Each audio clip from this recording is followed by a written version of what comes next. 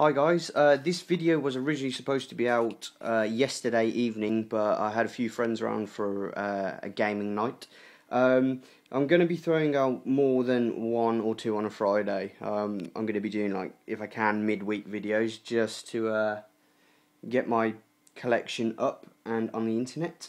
And tonight we're going to be focusing on my short but ever-growing Nintendo 64 collection, so let's get started.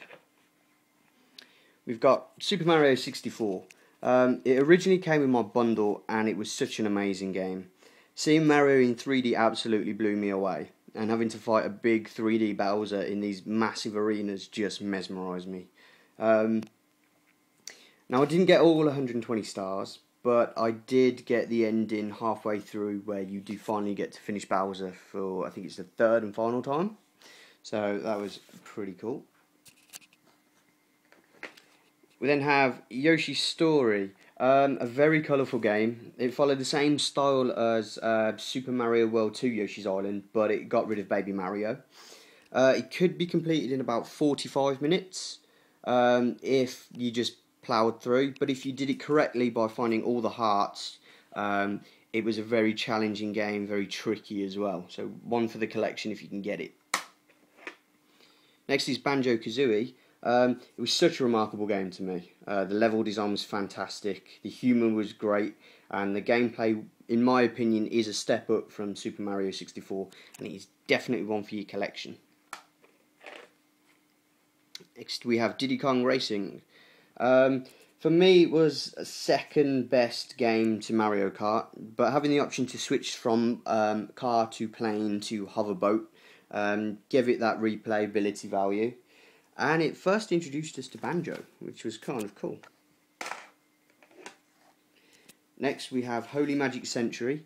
To my knowledge, is one of the few RPG games to actually hit the 64. It follows a very Mario-esque style of gameplay with an RPG setup for battle system, health and magic. Lolok Wars was awesome. I love this game, and it was an awe to hear Fox and the crew actually speaking for the first time rather than blips and blobs from the Super Nintendo version. It's a great adventure game with some great level design. Love the train level and the Independence Day style level, as I call it. And it introduced us to Star Wolf, and the dogfight level was great. Loved it. Next we have Mischief Makers. I still haven't played much of this. It's very basic 2D side-scrolling, sort of in the style of Yoshis Story. And very basic is what I can say. It's basically a running left to right, collecting stuff and jumping through stars to get to the next level. The fun factor was beat this game as quickly as possible to get the true ending. It's a fun and quirky game, and I actually haven't played this much of this title, but I will get my head around this game very soon and try and finish it. We then go on to Pokemon Snap. A very short but fun game nonetheless. Trying to beat your friends is how we used to play it. We used to get to Mew and try and get the best score, and we'd bet to see who could get the top score for that. It's a very short game but very fun indeed. Next we have Pokemon Stadium. We could finally fight each other in 3D on the big screen, and seeing the battle moves and all the techniques was great. It was a great way also to get the rare Pokemon for your Game Boy, Pokemon Blue or Pokemon Red, to get the last ones. And this is how I actually got my 151st Pokemon, which was Armonite, and I got my certificate in the from the Pokemon Center as a kid.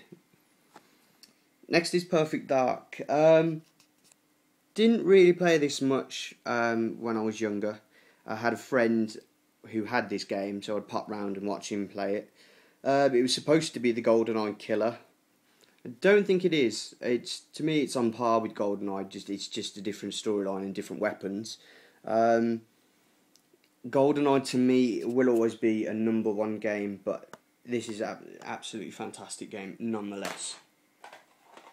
Coming on to the final few games now. We got Zelda Ocarina of Time. I cherish this game from start to finish.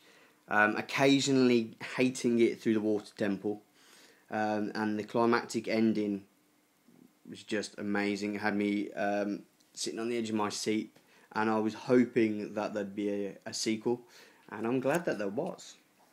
And it's a must-have for any Zelda fan or even any adventure RPG fan. We have GoldenEye 007. Why this game was and still is legendary, I'll never know. Gameplay, weapons, multiplayer. However, I do love this game.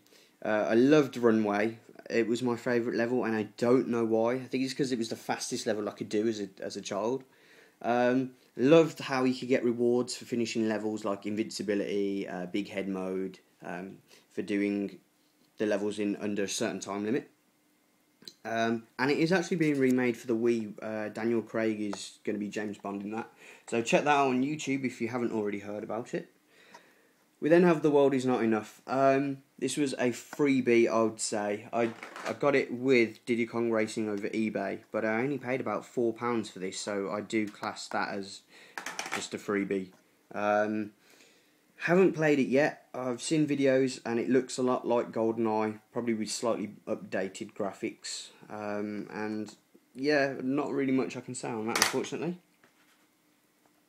Next is Majora's Mask. Love this game. It's very edge of your seat, and one of the reasons why I kept going, I had to save the citizens of Termina Bay. I couldn't put this game down. It was really gripping. Slightly better graphics due to the expansion pack, but there's not really much difference. It's just storyline. It is great, and the moon is blooming freaky. And finally, we have a fully boxed copy of Donkey Kong 64. I got this really cheap on eBay, and I'm amazed. I'm seeing copies of this going for about £20–25. Now I paid about £6 for this boxed, and inside it also came with, the guy was nice enough to put a Donkey Kong 64 guide to get all the bananas. I'm really looking forward to playing this game, and I'm so very happy that it is boxed and complete. So that's it, guys. I'm still waiting for a complete copy of Armorines to come through the post, but other than that, that is my collection for now. Hope you enjoyed this video, and I will see you soon. Thanks for watching, guys.